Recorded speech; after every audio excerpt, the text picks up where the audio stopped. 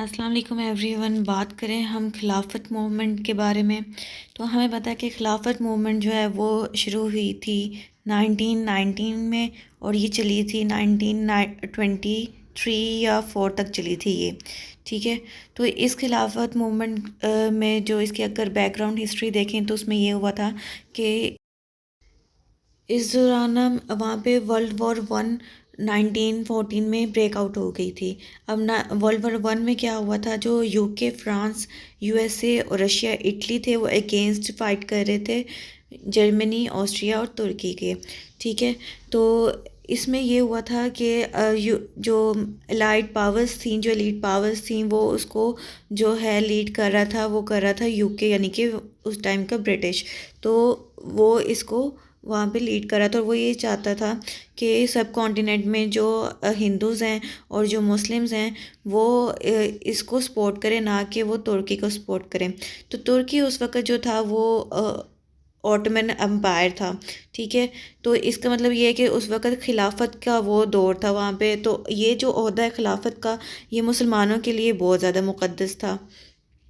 Autumn umpire جو ہے یہ تقریباً اس نے 600 سال سے حکومت یہ کر رہا تھا، اور اس کے بعد بہت سارے ایریاز تھے، اور مکہ اور مدینہ کی جو ہے وہ بھی سارا کچھ اس کے انڈر تھا.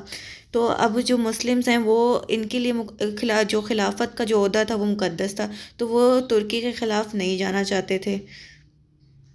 تو جب برٹش نے کہا کہ بھئی کہ آپ ہمارا ساتھ دیں، اگر آپ ہمارا ساتھ دیں گے تو پھر ہم آپ کی بھی باتیں مانیں گے، اس طرح کر کے کچھ انہوں نے کہا. تو پھر مسلمانوں نے نا برٹش کو کہا ٹھیک ہے ہم آپ کا ساتھ دیں گے اس وار میں، اوٹومن امپائر کے خلاف یا ترکی کے خلاف، لیکن ہمارا مطالبہ یہ ہوگا کہ جو ترکی، جو اوٹومن امپائر کے پاس جو ایریاز ہیں اس کو علیحدہ نہیں کیا جائے گا، اس کی جو حکومت ہے، جن ایریاز پہ حکومت ہے اس کو برقرار رکھی جائے گی. لیکن جب ورلڈ وار 1 جو ہے وہ اینڈ ہوئی تو برٹش نے اپنی وعدہ خلافی کی، اور اس نے اس کی بات کو نہیں مانا. جو ترکی کے اوٹومن امپائر کے پاس جو ایریاز تھے جس پہ وہ خلافت کر رہا تھا وہ سارے الگ الگ ہو گئے تھے، جس میں سیریا تھا، ایران تھا، عراق تھا اور عمان تھا، اور اس طرح کے اور جتنے بھی اسلامک کنٹریز تھیں وہ ساری اس کے انڈر تھیں، تو وہ ساری علیحدہ علیحدہ ہو گئیں. اب اس کے بعد کیا ہوا، پھر مسلمانوں نے مل کے خلافت موومنٹ، خلافت تحریک چلائی ایک برٹش کے اگینسٹ، کہ انہوں نے وعدہ خلافی کی ہے. انہوں نے جو عثمانیہ جو اوٹومن امپائر ہے اس کو جو ہے وہ برقرار نہیں رکھا، اس کے حصے کر دیے ہیں، تو اس لیے انہوں نے اس کے خلاف تحریک چلائی. اب اس تحریک میں سب سے پہلے کیا ہوا تھا، انہوں نے کانفرنس ایک ہیلڈ کی تھی، خلافت کانفرنس جو تھی وہ انہوں نے بنائی تھی، اور وہ ہوئی تھی 1918 میں. ٹھیک ہے، اس کانفرنس میں انہوں نے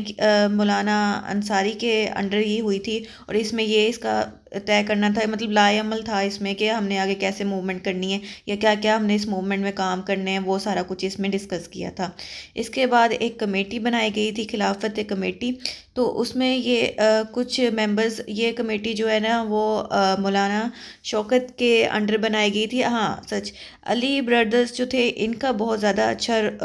جو اہم کردار تھا اس میں خلافت موومنٹ میں، وہ بہت اہم رہا ہے. جو علی بردرز تھے وہ پہلے تو جیل میں تھے، تو وہ اس 1918 والی کانفرنس میں پارٹیسپیٹ نہیں کر سکے. پھر انہوں نے کمیٹی میں اس میں پارٹیسپیٹ کیا اور کافی آگے نا اس موومنٹ کو لے کے چلے. تو مولانا شوکت کے انڈر یہ کمیٹی بنی، اور اس کے بعد اس کی ایک ڈیلیگیشن بھی بنی، خلافت ڈیلیگیشن. تو اس کو بھیجا گیا، اس کو 2 جگہ پہ بھیجا گیا. ایک ڈیلیگیشن کا حصہ بھیجا گیا وائس رائے کے پاس، کہ برٹش کو بتانے کے لیے کہ برٹش کا جو وائسرے تھا کہ آپ نے تو، برٹش نے ہماری تو یہ ساری وعدہ خلافی کی ہے، اور جو جو ان کے پوائنٹس تھے وہ سامنے رکھنے، آبجیکٹیو سامنے رکھنے کے لیے. تو وائسرے نے کہا ٹھیک ہے بھی ہم آپ کی بات پہنچائیں گے برٹش گورنمنٹ تک، لیکن برٹش گورنمنٹ نے اس کا کوئی صحیح اثر نہیں لیا. تو دوسری جو ڈیلیگیشن تھی وہ بھیجی گئی یورپ کے ممالک میں، جیسے جو ہے فرانس ہے، اور اس طرح کے مطلب جو جو یورپ کے اندر ممالک آتے ہیں نا ان کو بھیجی گئی، وہاں پہ تحریک چلائی گئی. تو اس خلافت موومنٹ میں نہ صرف مسلمان ہی تھے بلکہ ہر فرقہ کے لوگ شامل تھے، کیونکہ ہر فرقہ جتنے بھی اسلام سے ریلیٹڈ لوگ تھے وہ سب جو اوٹومن امپائر ہے اس کے حق میں تھے، خلافت کے حق میں تھے۔ تو جب انہوں نے دیکھا کہ اوٹومن امپائر جو ہے بالکل ختم ہو گئی ہے اور اس طرح سارا کچھ ہو گیا، تو پھر وہ سارے ایک اپنا سارا مل گئے سب کانٹیننٹ میں، اور برٹش کے اگینسٹ انہوں نے تحریک چلائی۔ اب خلافت موومنٹ کے آبجیکٹیوز دیکھیں تو اس میں جو انہوں نے وائسرے کے آگے رکھے یا جو برٹش سے یہ مطالبہ کرتے تھے وہ اس میں اس کے کی فیچر یہ تھے کہ انہوں نے کہا تھا کہ خلافت جو ہے جیسے وہ اپنا گورنمنٹ کا جیسے اس کا نظام چل رہا تھا پہلے، تو اس کو ویسے ہی برقرار رکھا جائے، اس کو ختم نہ کیا جائے، تو وہی اس کا ہیڈ ہو۔ جیسے اسلامی ممالک میں خلیفہ کا حضرت ابو بکر کے بعد یا نبی کریم صلی اللہ علیہ وسلم کے بعد جو بھی خلافت کا دور چڑھا تو وہ سب کچھ ویسے ہی برقرار ہے۔ پھر ریسٹوریشن آف ترکز گریس، جو اس کی خلافت عثمانیہ کی جو گریس تھی وہ اس کو ویسے ہی برقرار کیا جائے، اوٹومن امپائر کو برقرار کیا جائے، جو اس کے حصے تھے وہ الگ نہ کیا جائے۔ پھر مکہ اور مدینہ کی انہوں نے سیکیورٹی یا اس کی جو احترام ہے اس کے بارے میں بات کی کہ اس کا جو احترام ہے اس کو خراب نہ کیا جائے۔ مسلمانوں کی خلافت موومنٹ میں کیا ایکٹیویٹیز رہیں وہ دیکھ لیں تو یہ میں نے آپ کو بتا دیا کہ ڈیلیگیشنز انہوں نے سینڈ کی برٹش کو اور یورپین کنٹریز کو۔ اس کے بعد انہوں نے ترکی میں میڈیکل ایڈ بھیجی جس میں نرسز تھے، ڈاکٹرز تھے، میڈیسنز تھیں، اس طرح کی ایڈ ان کے لیے بھیجی جو جنگ کے بعد یا جنگ کے دوران انہیں ضرورت پڑی اس کے لیے۔ فائنینشیل ایڈ جنگ کے بعد انہیں بھیجی۔ پروسیشنز ہوئے، مطلب ہڑتالیں وغیرہ ہوئیں، انہوں نے اس طرح احتجاج کیے، اس طرح کر کے سارا کچھ ہوا۔ پھر اس میں رول آف پریس جو دیکھیں تو اس کا بڑا ایک اہم کردار ہے۔ اس میں جو ظفر علی خان کی بک تھی زمیندار، اور مولانا علی جوہر کی جو بک تھی ہلال آزاد اینڈ کامریڈ اور ہمدرد، اس میں جو بات کی گئی تھی نا تو خلافت موومنٹ کے بارے میں، اور اس طرح کی ساری انہوں نے بات کی تھی اس میں کہ برٹش نے وعدہ خلافی کی اور یہ سارا کچھ اس میں بیان کیا تھا، تو اس نے بڑا ایک اہم کردار ادا کیا تھا۔ اس کے بعد بات کیجیے ٹریٹی آف سروس کی۔ یہ ٹریٹی آف سیوریس SEVRES، تو یہ اس ٹریٹی میں یہ ہوا تھا کہ اوٹومن امپائر کو تقسیم کر دیا گیا تھا۔ اس کی جو تقسیم جب ہوا تو پھر اس میں نیو اسٹیٹ بنی آرمینیا، اور اس کے جو 7 ایریاز جو ممالک اٹیچ تھے ان کو الگ کر دیا گیا۔ تقسیم کے بعد سیریا، عراق، جارڈن جن میں شامل تھے۔ پھر اس میں جو اور اسٹیٹس تھیں ویسٹرن اناٹولیا اینڈ سمارونا، یہ گریس کو دے دی گئی تھی اور خلافت موومنٹ کو اینڈ کر دیا گیا تھا۔ پھر اسی دوران 1920 میں نان کوپریشن موومنٹ شروع ہو گئی، جس میں علی برادرز جو تھے جنہوں نے کمیٹی جو چلا رہے تھے،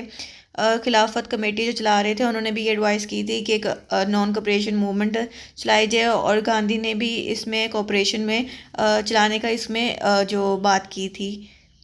تو اس ٹریٹی میں یہ ہوا تھا کہ مسلم کو ایڈوائز کی گئی تھی کہ وہ جو جتنے بھی برٹش گڈز ہیں یا جابز ہیں، ٹائٹلز ہیں کمپلیٹلی، یا جو بھی ان کی گورنمنٹ جابز ہیں اور بھی جو بھی برٹش سے ریلیٹڈ جو بھی انہیں چیزیں ملی ہوئی ہیں، جو ایڈوانٹیج ملا ہوا ہے، ان سب کا وہ بائیکاٹ کمپلیٹلی برٹش کا مطلب بائیکاٹ کر دیں، کیونکہ جو برٹش ہے وہ یہاں پہ ٹریڈ کرنے کے لیے آیا ہوا تھا سب کانٹیننٹ میں، تو اگر یہ یہاں کی ہر چیز کا بائیکاٹ کر دیں گے تو اس پہ برٹش پہ اثر پڑے گا۔ اصل میں جو اس میں گاندھی کی انٹینشن تھی نا وہ یہ تھی کہ وہ برٹشرز کو جو ہے نا وہ آن اٹس نیز لانا چاہتا تھا۔ اس میں گاندھی کے اپنے جو آئیڈیاز تھے، جو اپنے اس کی تھنکنگ تھی وہ انکلوڈ تھی، جو اس کا اپنا ریئل موٹیو تھا۔ وہ خلافت موومنٹ کو تو سپورٹ کر رہا تھا لیکن وہ مسلمانوں کے لیے سپورٹ نہیں کر رہا تھا، وہ اپنے جو اس کے موٹیوز تھے اس کے لیے سپورٹ کر رہا تھا، کیونکہ یہاں پہ پارٹیشن آف بنگال اس سے پہلے ہوئی تھی تو اس میں یہ کافی خلاف ہو گئے تھے، سارے جو کانگریس ہے برٹش کے کافی خلاف ہو گئے تھے، تو اس طرح کی کچھ اور بھی وجوہات ہیں، تو اس لیے وہ گاندھی چاہتا تھا کہ جو برٹش ہے نا وہ اس طرح بالکل جو ہے ان کے سامنے نہ جھک جائے۔ اس کے بعد جی وہاں پہ ہجرت موومنٹ سٹارٹ ہوگی 1920 میں، تو مولانا کلام آزاد نے اور مولانا باری نے وہاں پہ یہ فتویٰ دے دیا تھا کہ وہ جو ہندو بر صغیر ہے وہ دارالحرب ہے، تو اب ہجرت